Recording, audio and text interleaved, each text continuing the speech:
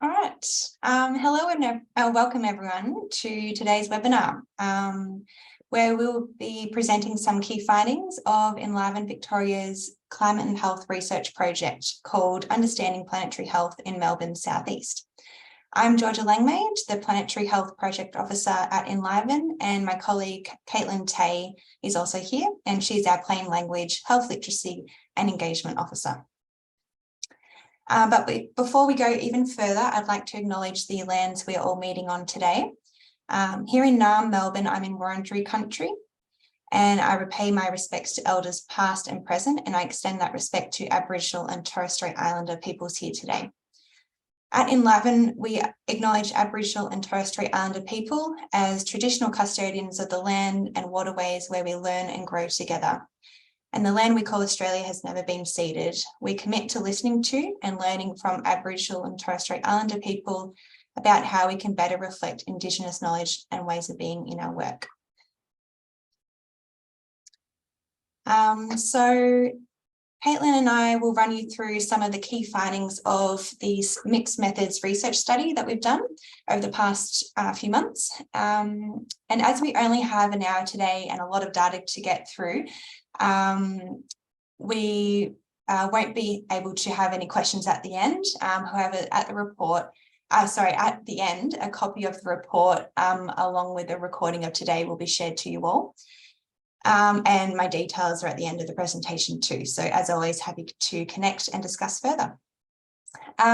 So to give a brief overview of our research project, the aim was to investigate the knowledge, awareness, values, attitudes, and behaviours of the links between climate change and human health within and among community members in Melbourne Southeast, particularly residents of City of Casey, Greater Dandenong and Cardinia Shire.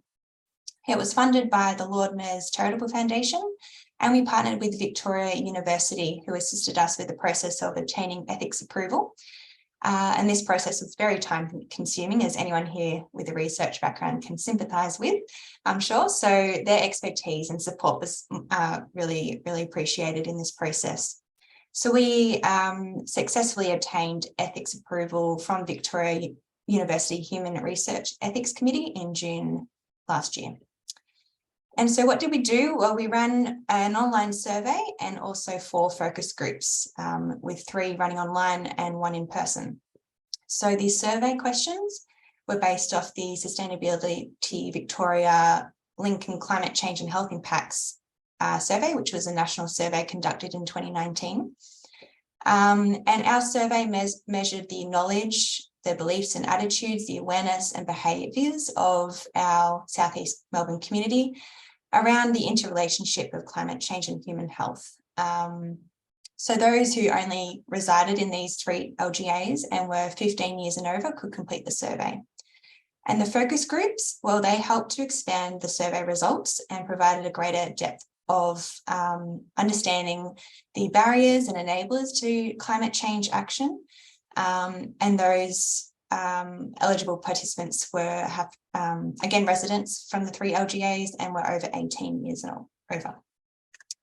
So we'll go into the key findings. First of all, the demographics. So we had a total of 184 individuals participate in the study, 156 from the survey and 28 in the focus groups. Majority of respondents were female. We had most people aged around 36 to 45 years old. The number of respondents we got were quite similar across the LGAs. There were slightly more respondents from City of Casey. Majority had an undergraduate or postgraduate degree, with most employed as well. Almost a third of respondents had a refugee or migrant background. We asked them if they were born overseas themselves or whether their parents were born overseas. And majority were not Aboriginal and Torres Strait Islander as well. So we've just divided our findings into beliefs, attitudes, knowledge and awareness, and behaviours that include barriers and facilitators. And obviously in the report we'll go into much more depth around our methodology and analysis, but for the benefit of today, we'll just give you a snapshot glance of these key findings. So we'll head on into the beliefs and attitudes section. So this section reports findings about the level of concern community had around climate change and the health impacts. So overall, climate change was quite a familiar concept to all participants, with majority interested in the topic. With 4 in 5 people believing climate change is a serious problem and we need to take action now, majority of survey respondents in particular reported high levels of concern about climate change more broadly and the impact it's having on their community, with many having quite a sense of urgency for action. However, despite this level of high concern, it didn't deter their level of hope for the future. So 1 in 2 people reported they feel positive about their ability to prevent serious climate change impacts. And participants did know that it is possible that concern can also be a motivator for change when applied into climate positive behaviours and actions. So an example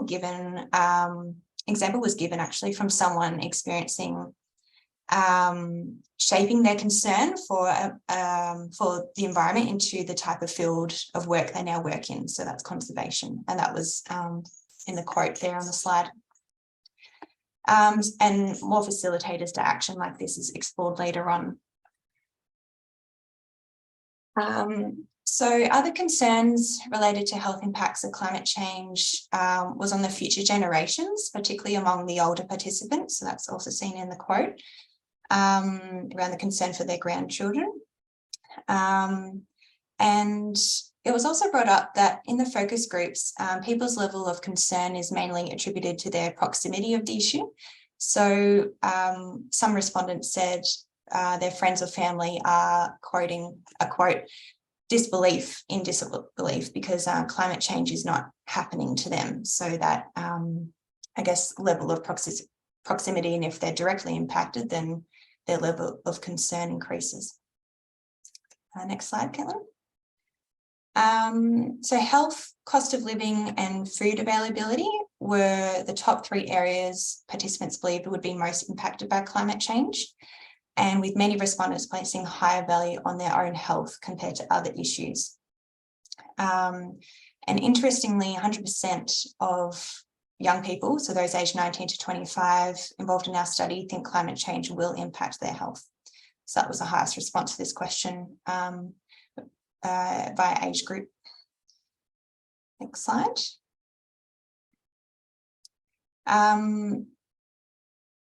There was also a noticeable difference in responses when comparing culturally and linguistically diverse communities. So health, war and violence, healthy environment, housing availability, location of residence, and food availability and cost were all areas rated higher in terms of climate impacts among cold participants, which is interesting. And next slide also compares the cold community. A greater proportion of respondents with cold background believe they will cope poorly in many areas of their lives due to climate change, that being financially, physically, mentally, and socially. Next slide. So now we know, I guess, the level of concern. This section explored the level of willingness and attitude towards actually taking action. So when asked, is it cheaper to act now than pay the price later, 80% believe that is true. And they also believe their individual ability to reduce the impacts of climate change. Their belief in their ability was high. So although it is important to note there was an interesting difference in responses in this section when comparing demographics. So referring to the table in the slide where participants were asked to respond to the statement, there is nothing I can do to help stop climate change, there were a little bit more cold respondents who strongly agreed with that statement, which is indicating some sort of levels of lack of self-belief or lack of understanding around how to help stop climate change or reduce the impact of climate change. And continuing to focus on the cold community, many are also very interested in learning more about actions they can do to help mitigate climate change. ways to reduce health impacts, and they're also very interested about what their local council is doing to address climate change and health impacts, with 92% reporting that they would like to learn more. More in-depth discussions during the focus groups did indicate some concerns relating to the effectiveness of actions. So although respondents were clearly very interested in taking action or learning more, they do have the belief that their individual actions may not be effective enough to reduce the impact of climate change by themselves. So, so much so that that belief leads them to either not doing anything, or there was one person or a couple of people had said, the only one I can do anything about is waste. So recycling was an obvious action that many currently do. But their effectiveness of actions, they believe, isn't enough to do much else other than recycling or waste reduction. So in summary, I guess in that little section, we do have an aware, we have a concerned and very engaged community. Given their sense of urgency to act and their interest, there is an opportunity here to work with this engaged community that we have in climate change mitigation and adaptation. We know that high levels of concern can be a motivator for change. There was, interestingly, a minority of participants who did not share the same levels of concern or negative emotions that majority were portraying. There were a couple of people in the discussion, in the focus group discussions, revealed the perspective of that climate change is being, quote, being overplayed, and that, quoting, we're just overreacting and that's creating more problems. So that was an interesting perspective to explore as well. And these beliefs from these participants were formed and supported by literature that they were consuming, so books and newspapers.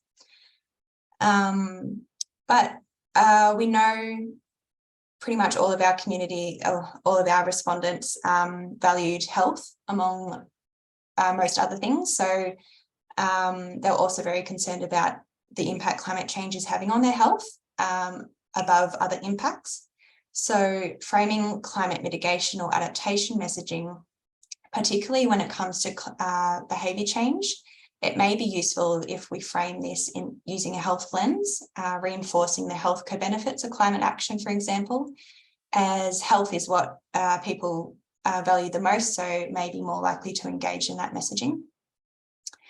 And also the main gap in this theme we found was a difference between cold and non-coal population groups. So we have a very engaged coal community on this topic, which is great. So they were aware of the impacts of climate change and are more concerned and report higher levels of perceived vulnerability, particularly those social, financial, physical and mental impacts.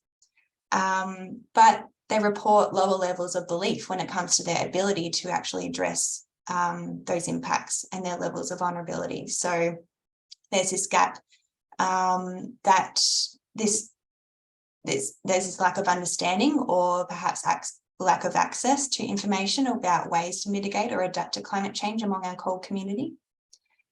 And also another gap and opportunity is that effectiveness of action. So although there is this interest and empowerment to act, there is that perception that the individual actions may not be effective enough to reduce the impact of climate change. And many also reported they can't help but experience feelings of hopelessness when witnessing the inaction of other people, or so other friends or family, and also other industries not taking action. So that also hinders their motivation in taking action. So there is that opportunity to perhaps increase awareness or knowledge about the impact of our climate positive behaviours, of the things we're actually doing right now, and particularly those beyond just waste management. Perhaps creating a sense of community may enhance this perception of making a collective difference. So now I'll hand over to Caitlin, who will just explore our next theme. Thanks, Caitlin. Yeah, so this section focused on exploring the participants' thoughts, feelings and emotions they had about climate change. So we asked participants the top 3 words that they thought of when thinking about climate change. As you can see in this word cloud here, most of the words that participants thought of related to the weather. We also investigated the emotions that participants felt when thinking about climate change. So as you can see here, half of the participants felt a lot of fear, felt a lot of outrage, whereas half didn't feel confused at all, but 3 in 5 didn't feel joyful at all. And when we found that participants felt more negative emotions than positive, but some also questioned the validity of their negative emotions. So as you can see in this quote here, participants mentioned that this may be due to their lack of knowledge that they had around climate change. So they're not sure if what they're feeling is valid. Participants who had a cold background also tend to experience more negative emotions compared to those who didn't have a cold background. So, for example, we found that a greater proportion of respondents born overseas felt more powerless or despair when thinking about climate change compared to those who were not born overseas. So, given that the participants felt more negative emotions than positive, increasing awareness and knowledge about climate change could be helpful in reducing negative emotions surrounding climate change, and encouraging people to think more positively about this topic could also help facilitate respondents' willingness to engage in climate action. So now that we know about the thoughts and feelings of participants, this section investigated the interest in climate change and more specifically how climate change impacts their health. So overall, 89% of respondents were interested in knowing more about the health impacts of climate change, and this were respondents who didn't have a cold background. When comparing this to a cold population, a greater number of cold respondents actually were interested in learning about the health impacts. We also asked participants where they would like to see or hear more about the health impacts of climate change. So we found that broadcast media, so that included social media and television, were sources that respondents wanted to see or hear more about the health impacts. And our findings also highlight that there is a need to translate sources of climate health related information into languages other than English. So examples of languages that respondents identified included Punjabi, Chinese, and Hindi. And so through this, we can empower them to increase awareness and knowledge of the health impacts. So based off these findings, there is a clear interest in learning more about the health impacts of climate change, and it can provide us with an opportunity to engage with a population that have a high level of interest, as it could be associated with a greater motivation to understand this topic and engage in actions to reduce its impact. And the next section focused on investigating the health impacts, their knowledge around the health impacts and environmental impacts of climate change, and these mainly came from our focus groups. So as you can see in the slide here, a lot of participants brought up the physical health impacts. So this included heat, such as heat strokes and bushfires causing smoke in the eyes. The impact of heat on the elderly population was also brought up by participants, as you can see here in one of the quotes. And the pollution and air quality was brought up, as well as infectious and chronic diseases and chemicals in food. Mental health impacts also came up often in both our survey and focus groups. So respondents identified anxiety and the effect of emotions as some of the main mental health impacts. So some respondents also discussed the environmental impacts of climate change. So as you can see in these two quotes here, this included the impact of the items we use and how we dispose of them into the environment, as well as the impact on our food systems. Despite all this information, some respondents didn't really experience the direct effects of climate change, but they were impacted indirectly by observing others' experiences. And respondents also discussed that although they clearly understood the health impacts of climate change, they didn't really understand the science behind climate change occurs. And so they may not be aware or know of the causes of how climate change occurs. The cold population also believed that they will experience more health impacts. So for example, They thought that poor nutrition, because good quality food is not available or not too expensive, will be more common in the next 10 years, and this was greater than the number of non-cold. So as you can see from all this information, it is clear that the respondents were aware and have knowledge on the negative consequences of climate change, specifically relating to their physical and mental health. And this knowledge could contribute to their willingness to engage in climate action. Although, given that some respondents lack knowledge on the causes of climate change, it does provide us with an opportunity to spread greater awareness and knowledge. And so this will allow individuals to make informed decisions on their health. So we also looked at the varying factors that may increase respondents' vulnerability to the health impacts of climate change. So basically the risk factors. As you can see in these quotes here, a key factor that was brought up a lot by participants, specifically in the focus groups, were related to the housing developments. So respondents mentioned that housing developments were built in vulnerable areas prone to extreme weather events, built on flat land, poorly designed. So for example, they had no eaves, and they used cheap materials. Participants also discussed that when building houses, people were often unaware of the risks around severe weather events such as floods and bushfires. And so these houses that were built didn't really suit the environmental conditions and were more prone to severe weather conditions. So given these findings, there is an opportunity to increase awareness around the risks associated with poorly built houses and extreme weather events. Possible reasons for this could be because the effects of climate change have only been recognized recently. And so people are not equipped to deal with the extreme weather conditions. And so by increasing awareness of this, people are able to make more informed decisions when, for example, moving into a house to prevent their risk to extreme weather events. Another contributor that could be involved in the lack of awareness was that when building housing developments, many respondents questioned who allowed the developments to go ahead, or some also questioned who has the say in the design. So to improve this, for example, climate experts could collaborate with those involved in the design or development of houses to ensure that these are built to suit the current environmental conditions. Moving on to the sources of information, we asked participants what sources they trust the most for climate-related information. And so the most trusted sources were climate scientists or experts, health professionals, emergency services, and GPs or doctors, whereas the sources that respondents didn't really trust were social media and news or current affair broadcasts. So this was really interesting to see. So the findings suggest that there's a need for more action to be taken by trusted sources, as it could encourage individuals to engage in more climate action.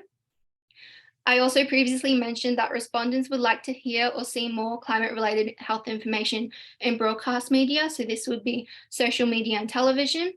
But as you can see, seeing as this is a source that respondents distrust the most, it may be more beneficial to have more information by climate scientists in the broadcast media, as it could increase individuals' trust in these sources, and they may be able to engage in more behaviours to reduce the impact of climate change.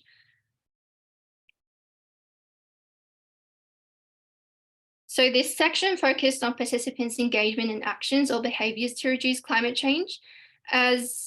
So overall, it was found that respondents engage in various strategies to reduce climate change, and this could be associated with their high level of concern and sense of urgency to take action. As you can see in this graph here, the top actions that participants engaged in were recycling, using energy efficient light bulbs, and turning off unnecessary lights, whereas participants didn't really engage in active transport such as riding a bike or eating plant-based meals, and this could be due to, as it may be less convenient as opposed to driving a car. We also asked the behaviours that respondents would like to do more often. So as you can see here, the top behaviours included reducing single-use plastic, growing food at home or at a community garden, or using environmentally friendly household products. So given that respondents were keen to engage in climate-related behaviours, there is an opportunity to work with engaged communities and encourage the behaviours such as providing them with the resources in taking climate action. Moving on to the barriers. So that could affect participants' ability to engage, and these mainly came from our focus groups. So a large barrier that came up was the cost. There was a lot of talk about the lack of choice, and lots of respondents identified the struggles of buying fresh produce due to it being too expensive. The financial strain of using environmentally friendly products such as biodegradable bags or using cloth instead of single-use nappies were also brought up a lot in the focus groups. And all this makes people opt for the cheaper option instead. Another key barrier that was brought up related to the lifestyle habits between the younger versus the older generation. So for example, it was discussed that the younger generations had the expectation that circumstances adapt to the people, not the environment. For example, it was discussed that younger generations tend to use more air conditioning, whilst older generations didn't really have that option when they were younger. So they would try to use more other methods to cool down. As mentioned before, there was also a lack of awareness of the risks or impacts of climate change, and this is in reference to the housing developments. And lastly, a major barrier was the perception that individual actions may not help reduce the impact of climate change. So Georgia brought this up before, mentioning the effectiveness of actions in the beliefs and attitudes section. So currently, there is no way of tracking the impact of climate change actions that individuals take. So they don't really know how much their actions help in reducing climate change. And this could actually reduce their motivation in sustaining these actions due to the lack of information sources. So as you can see, although there are a range of barriers, it does provide us with an opportunity to understand and address these barriers. There is also room to exploring barriers amongst vulnerable groups, such as the cold population. Participants mentioned that they were also spending too much money on cloth nappies, for example. However, they were not aware that they could get a rebate for this until someone else actually brought it up in the focus groups. So this does raise an opportunity to increase awareness of existing services or schemes, such as existing rebates. And Georgia will talk more about the facilitators in the next slide. Awesome. Thanks, Caitlin.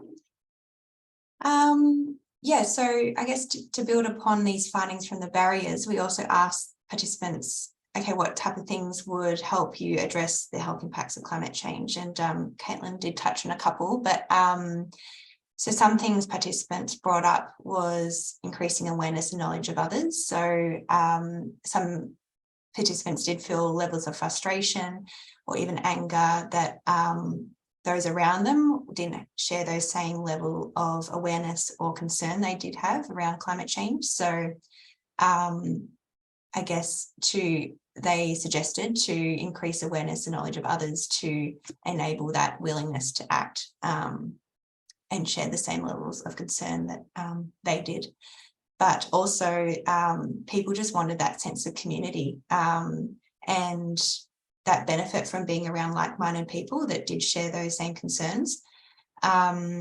So they suggested a website or an app or an online platform where ideas can be shared among community members around things they're doing, like the rebates that are available, or communicate types of climate positive behaviours or products they're using, or even just receive that encouragement or support or validation that they're not receiving from their immediate surroundings at the moment.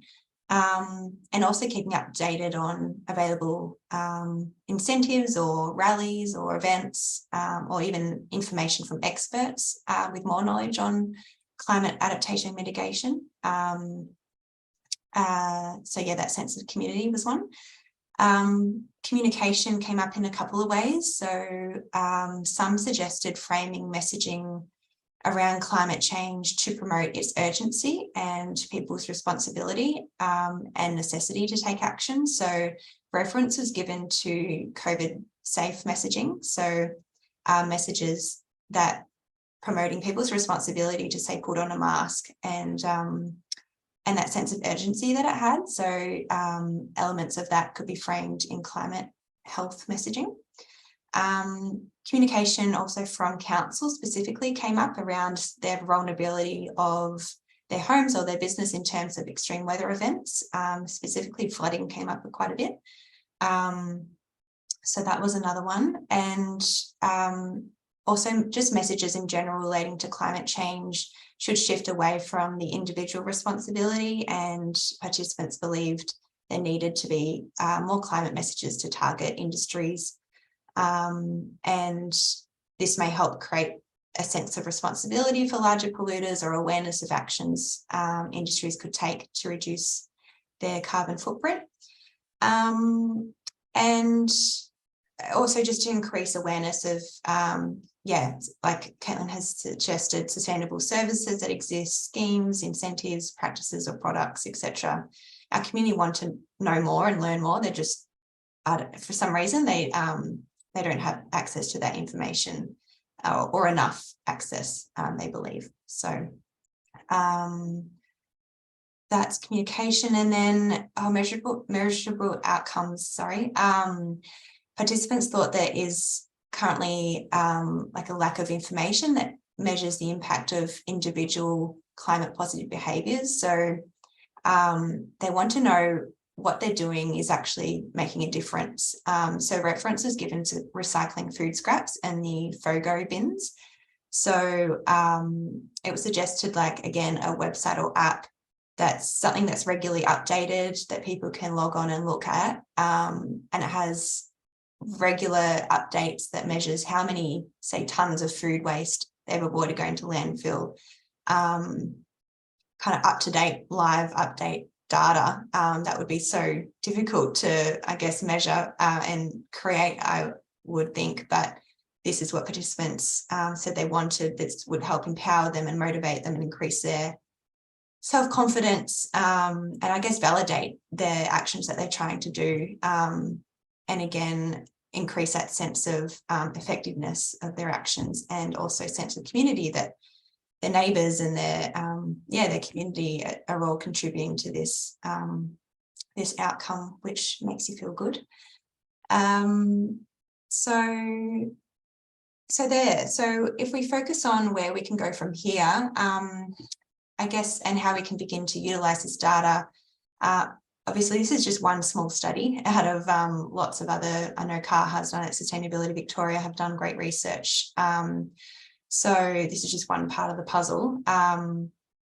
But we could begin focusing on these facilitators that participants had suggested would help them reduce health impacts of climate change and take action on climate change. Others, just quickly, other facilitators they mentioned was environmental campaigns, opportunity to be involved in advocacy, particularly among the younger respondents, education in schools. So creating that, it was in terms of creating that behaviour change at the very beginning, and it was, participants had mentioned not for it to be tokenistic, but instead be embedded into the curriculum. Not just in the sustainability and environmental subjects, but across the board. Increasing electric vehicle charging stations was another one. That was a barrier, I guess, people had when weighing up what vehicle they would choose. So increasing, I guess, the availability, but also your understanding or awareness of where they are. Building better homes to better suit weather conditions was brought up. As Caitlin mentioned, houses should be built to the conditions of our weather. And so I guess our data also shows the need for the support for our culturally and linguistically diverse community, increasing their awareness and knowledge of climate mitigation and adaptation activities. This may involve capacity building with community champions, for example. Enliven are quite committed to utilising our own cold task force that we have, where we have an engaged group of community champions, and hopefully we could undergo some projects in this space in the future. There's a need for utilising values-based messaging in climate health related messaging. So using, you know, those highly valued aspects of people's lives. So for example, health was found to be quite highly valued among many. So using this when implementing behaviour change programs or offering incentives or things like that. And utilising trusted sources to do this, so health professionals or climate scientists. And capacity building, we need to empower our community to make informed decisions. So embedding that sustainability or climate action into education at a younger age, communicating levels of vulnerability and focus on adaptation. We've got quite an engaged community, and they're wanting to learn more about what they can do. So let's work with them and empower them. So that's all for today. I think that's it, Caitlin. A copy of our research report, obviously we'll have much more in-depth analysis and information about how we came to our findings. So that will be released in a couple of weeks, along with this webinar recording for anyone who couldn't attend today. And yeah, happy to chat at another time as well. If you want to discuss more specifics, happy to do so. There is a quick poll as part of the grant outcome. We want to measure the usefulness of these findings. So just one question, if you don't mind popping in a answer before you head off. But otherwise we'll end it there. So thank you very much for coming along and joining in on the climate change conversation. Enliven's really passionate about this area of work, and we hope to continue working in this space, particularly with our cold community and our health literacy space that we continue to thrive in. So yeah, watch this space, and thank you again for coming.